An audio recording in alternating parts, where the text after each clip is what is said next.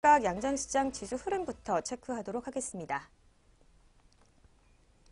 네, 먼저 코스피 시장부터 살펴보겠습니다. 오늘 코스피 시장은 0.34% 낙폭 시현하고 있습니다. 2169선에서 현재 지수가 흘러가고 있습니다. 다음으로 코스닥 시장으로 가겠습니다. 네, 코스닥 시장은 오늘 0.77%로 낙폭이 조금 더 큽니다. 1% 가까운 0.77% 낙폭 시현하고 있고요. 708선에서 장을 마쳤습니다. 네, 오늘 코스피 시장 2172선에서 출발했는데 현재로서 계속 낙폭이 커지고 있습니다. 끝까지 장추위 지켜보셔야 될 것 같습니다. 이어서 수급별 동향도 살펴보도록 하겠습니다. 네, 오늘 코스피 시장부터 살펴보겠습니다. 코스피 시장 오늘 개인이 홀로 845억 원 현재 물량들 사내고 있고요. 외국인과 기관이 59억 원, 그리고 기관이 835억 원 동반 매도세 보여주고 있습니다. 다음으로 코스닥 시장으로 가겠습니다. 네, 코스닥 시장도 오늘 개인이 홀로 569억 원 현재 물량들 사들이고 있습니다. 이어서 외국인과 기관이 124억 원, 또 371억 원 동반 매도세 보여주고 있습니다. 다음으로 선물 시장으로도 가겠습니다. 선물 시장에서는 오늘 개인이 홀로 1930계약이라는 강한 매수세 보여주고 있고요. 외국인과 기관이 616억 원, 그리고 기관이 1093계약 현재 물량들 팔아내고 있습니다. 네, 이렇게 수급별 동향까지 살펴봤습니다. 계속해서 양장시장 등락률 상위 종목도 살펴보도록 하겠습니다. 네, 먼저 코스피 시장부터 강세를 보여주고 있는 종목들부터 살펴보겠습니다. 오늘 가장 큰 강세를 보이고 있는 종목 코스모 화학입니다. 현재 18%대 급등세를 시현하고 있고요. 2,350원 올랐습니다. 15,250원에 현재 거래가 되고 있습니다. 네, 코스모 화학 같은 경우에는 최대 주주인 코스모 턴어라운드 유한회사가 이 보유 주식 28%가량과 경영권을 현재 양도하는 계약을 체결했다고 공시를 내면서 이렇게 좋은 흐름이 이어지고 있는 것으로 분석이 되고 있습니다. 계속해서 NK도 보겠습니다. NK 같은 경우는 3거래일 연속으로 강세를 시현을 하고 있습니다. 11%대 초반에서 10%대 후반에 현재 급등세를 시현하고 있고요.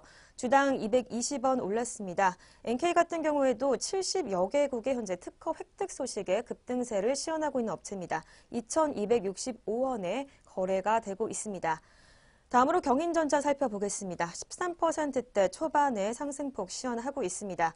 3,900원 올랐고요. 33,600원에 거래가 되고 있습니다. 네, 마지막으로 한국카본까지 보겠습니다. 한국카본 4%대 초반 상승폭 시현을 하고 있고요. 320원 오른 7,690원, 7,700원 왔다 갔다 하고 있는 상태입니다. 네, 다음으로 코스피 시장 낙폭 큰 종목들도 살펴보도록 하겠습니다. 오늘 가장 약세를 보이고 있는 종목은요. 한진중공업이 가장 위로 보이는데요. 17%대 초반에 낙폭 시현을 하고 있습니다. 어제 이어서 오늘도 파란불로 거래가 되고 있고요. 290원 올 떨어진 1,390원의 현재가 보여주고 있습니다. 네, 이어서 한진중공업 홀딩스입니다. 10%대 후반에 낙폭 시현하고 있고요. 어제까지는 빨간불로 거래되다가 오늘 하락 전환했네요. 340원 떨어진 2,935원에 거래가 되고 있습니다. 네, 마지막으로 DY파워까지 살펴보겠습니다. 7%대 초반에 낙폭 시현했고요. 1,150원 떨어진 15,100원에 거래가 되고 있습니다. 네, 다음으로 코스닥 시장으로 가겠습니다. 오늘 코스닥 시장에서 가장 강세를 보이고 있는 종목들부터 살펴보도록 하겠습니다. 네, 가장 위로 보이고 있는 종목이 넥스트비트인데요. 현재 상한가 기록을 했고요. 540원 오른 2,355원에 거래가 되고 있습니다. 넥스트비트는 경남제약의 인수 소식에 오늘 상한가를 기록한 것으로 보여집니다. 계속해서 세원입니다. 세원 같은 경우에는 5거래일 연속으로 현재 계속해서 좋은 흐름이 이어지고 있습니다. 19%대 후반에 급등세를 시현을 하고 있고요. 750원 오른 4,545원에 현재 거래가 되고 있습니다. 네, 세원도 수소차 이 부품업체 지분 취득 소식에 오늘 급등세를 보여준 것으로 분석이 되고 있습니다. 다음으로 티로보틱스까지 살펴보겠습니다. 16.75%대 강세 시현하고 있고요. 주당 1,700원 오른 11,850원에 현재 거래되고 있습니다. 다음으로 코스닥 시장 낙폭 큰 종목들도 살펴보겠습니다. 오늘 가장 크게 약세를 보이고 있는 종목은요. 테라스림입니다. 20%대 초반에 낙폭 시현하고 있고요. 232원 떨어진 908원에 가르치고 있습니다. 다음으로 바른테크놀로지입니다. 어제까지는 빨간불로 거래가 됐었는데 오늘 하락 전환했습니다. 네, 주당 56원 떨어졌고요. 597원에 거래되고 있습니다. 네, 마지막으로 지어 소프트까지 살펴보겠습니다. 6.43%대 하락세 시연하고 있고요. 3,490원에 현재 거래가 되고 있습니다. 네, 이렇게 양장시장 등락률 상위 종목도 살펴봤습니다. 이어서 아시아 주요 증시 짚어보도록 하겠습니다. 네, 어제인 28일 아시아 주요 증시는 하락세로 장을 마감을 했습니다. 니케이 지수 같은 경우에 엔화 강세로 하락 마감을 했는데요. 네, 니케이 지수 전일 종가보다 0.6% 약세 마감했고요. 중국 증시도 역시 약세로 장을 마쳤습니다. 상하이 종합지수 전일 종가보다 0.18% 하락했지만 낙폭이 크지는 않았습니다. 마지막으로 대만 각권지수 전거래보다 0.44% 올라서 11,013선에서 장을 마감을 했습니다. 네, 그렇다면 이 시각 주요 아시아 증시도 짚어보도록 하겠습니다. 네, 먼저 일본 니케이 지수부터 살펴보도록 하겠습니다. 일본 니케이 지수 오늘도 역시 어제 이어서 계속해서 파란불로 거래가 되고 있습니다. 1.0701% 현재 하락세 이어지고 있고요. 2441포인트로 2만선 간신히 넘은 모습 보여주고 있습니다. 계속해서 중국 상해 종합지수도 살펴보도록 하겠습니다. 상해 종합지수도 오늘 파란불로 거래가 되고 있습니다. 0.18% 하락하면서 약보합권에 머무르고 있고요. 2,596포인트 현재 가리키고 있습니다. 마지막으로 대만 각권지수까지 살펴보겠습니다. 어제까지로는 상승 마감했는데 오늘은 하락 전환했습니다. 0.8%로 현재 약보합권 머무르고 있고요. 75포인트 떨어졌고 9,939포인트 가리키고 있습니다. 네, 이렇게 주요 아시아 증시까지 짚어봤습니다. 저는 이슈엔 종목 시간으로 돌아오겠습니다.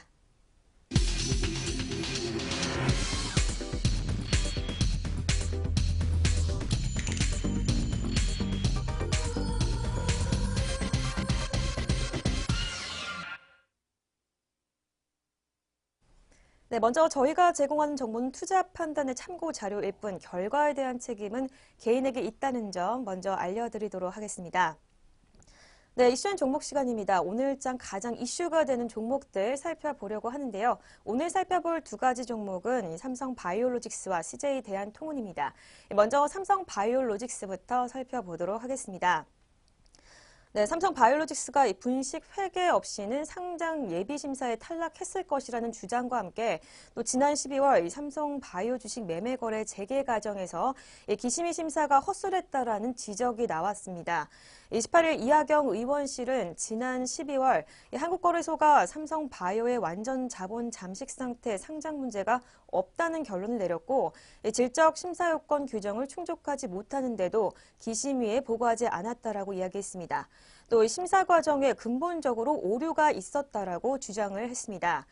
이 의원실 관계자에 따르면 한국거래소는 유가증권시장 상장 규정과 시행 세칙에 따라서 상장 신청 법인의 부채 비율 300% 이하 요건을 충족해야 함에도 불구하고 이를 안건으로 올려 논의하지 않았다라고 주장을 하고 있습니다. 또 지난 12월 11일 한국거래소사나 이 기업심사위원회는 고의 분식 회계 혐의로 주식 거래가 정지된 삼성바이오의 주식의 매매 거래를 재개했습니다. 당시 기심위는 기업 계속성, 또 재무 안정성, 경영 투명성 등을 검토한 후 이 상장을 유지하기로 결정했다라고 설명을 했습니다.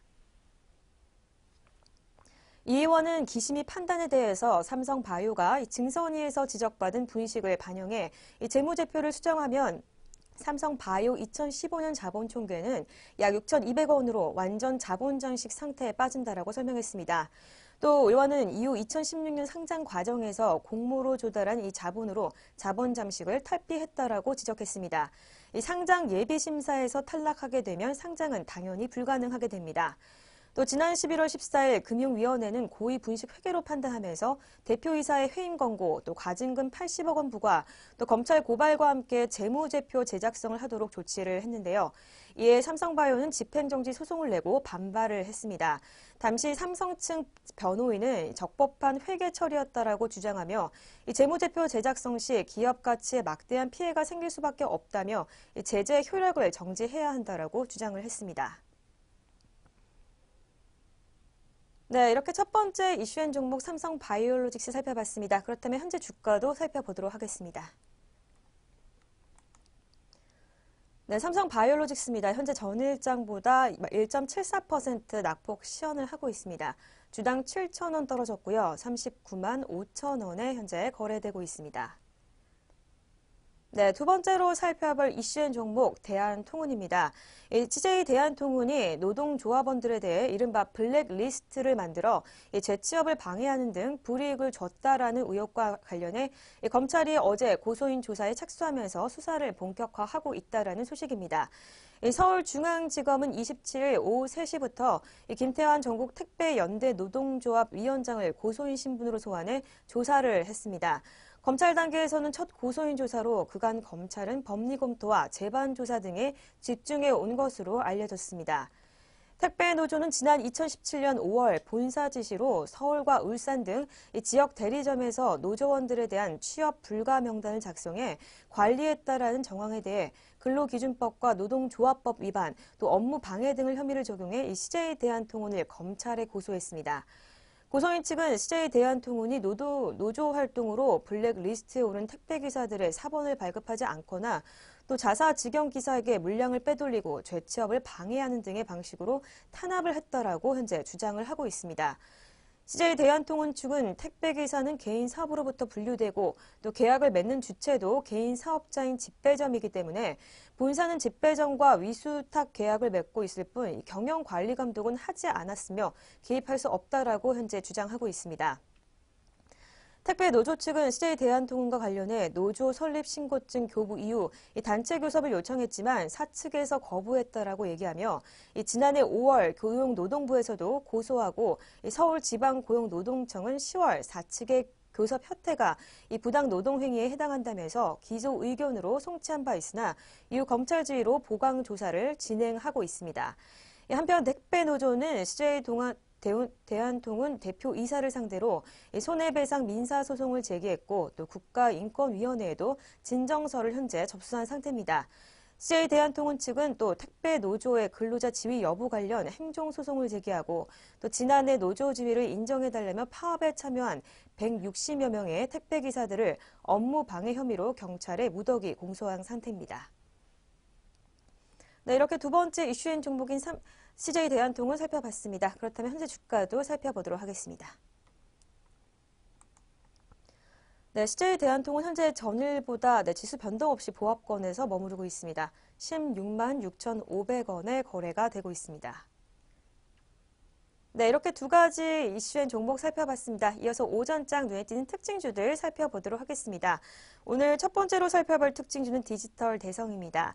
신한금융투자가 오늘 디지털 대성에 대해 온라인 사업부에 대한 고성장이 기대된다라는 분석을 내놨습니다. 그렇다면 이 시각 주가 흐름 살펴보도록 하겠습니다. 네, 디지털 대성입니다. 현재 전장보다 3.54% 낙폭 시현하고 있고요. 6,270원에 거래되고 있습니다. 네, 신흥금융투자연구원은 디지털 대성이 새롭게 출시한 이 19 프리패스가 성장을 견인할 전망이라고 분석을 내놨는데요. 이 디지털 대성은 국내 입시 정보 교재 사업을 영위하는 업체로 이 사업 부문으로는 온라인 교육, 또 오프라인 환우리, 이감 등이 있습니다. 실적 개선의 핵심은 온라인 회원 수가 증가될 것으로 보이고 있습니다.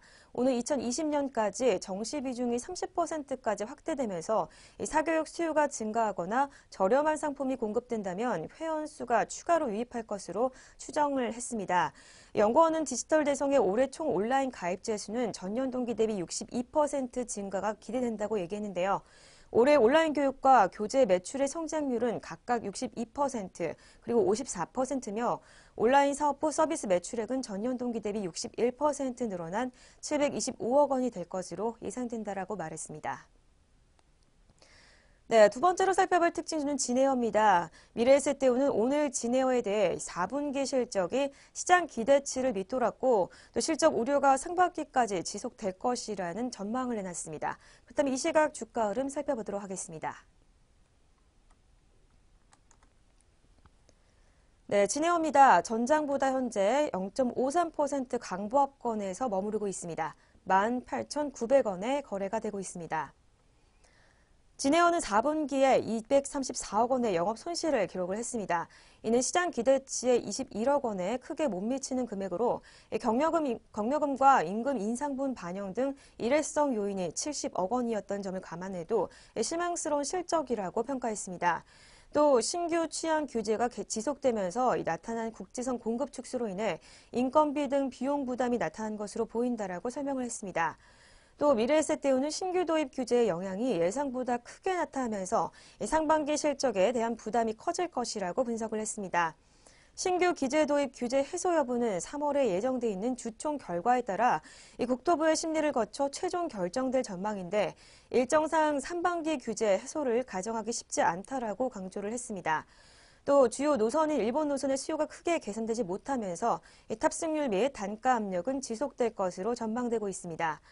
미래에셋대우는 1분기 진에어의 영업이익은 전년 동기 대비 21.5% 감소한 417억 원으로 예상을 했습니다. 또 연구원은 향후 주가는 유가 등 이 매크로 변수 이외에도 한진그룹 지배구조의 변화 가능성, 또 규제 해소 여부에 따라서 변동성이 확대될 것이라고 전망하며 당분간 매집 전략보다는 이러한 변수 변화에 유연하게 대응할 필요가 있다라고 분석했습니다. 네, 세 번째로 살펴볼 특징주는 이노션입니다. 하나투자증권은 오늘 이노션에 대해 비계열 대비 대항 물량 확보로 이 성장세가 계속해서 이어질 것이라는 분석을 내놨습니다. 그렇다면 주가 흐름 살펴보도록 하겠습니다. 네, 이노션입니다. 현재 전장보다 0.71% 상승했고요. 69,800원에 거래가 되고 있습니다. 네, 이노션의 4분기 실적은 매출 총이익이 1,304억 원, 또 영업이익은 337억 원을 기록하며 영업이익 시장 컨센서스를 소폭 상회했습니다. 해외 자회사 매출 총이익은 중국을 제외한 전 지역의 고른 성장세로 전년 동기 대비 31% 증가했는데요. 올해 매출 총이익이 5,098억 원, 또 영업이익이 1,039억 원을 달성할 것으로 전망했습니다. 또 연구원은 기존의 영업력을 바탕으로 디지털 역량까지 더하면서 전통과 디지털 매체를 통합 대응함에 따라 비계열 물량은 지속적으로 확대될 가능성이 높다라고 분석했습니다. 또 지난해 동사 실적 성장은 비계열 중심의 성장이었지만 올해는 계열사 물량도 더해진다라고 분석했습니다. 이어 연구원은 시장 기대치를 상회한 주당 배당금 증가로 인해 이 주주 환원 매력도를 끌어올렸다라면서 또한 약 7천억 원의 보유 현금으로 인수 합병이 이루어질 경우에는 기업 가치 상승이 또 다른 요인이 될 것으로 기대한다라고 전망했습니다. 네, 이렇게 오전장 눈에 띈 특징주까지 살펴봤습니다. 특징주를 잡아라 저희가 준비한 소식은 여기까지입니다. 저는 더욱더 알찬 소식을 가지고 내일 찾아오도록 하겠습니다. 시청해주신 여러분 고맙습니다.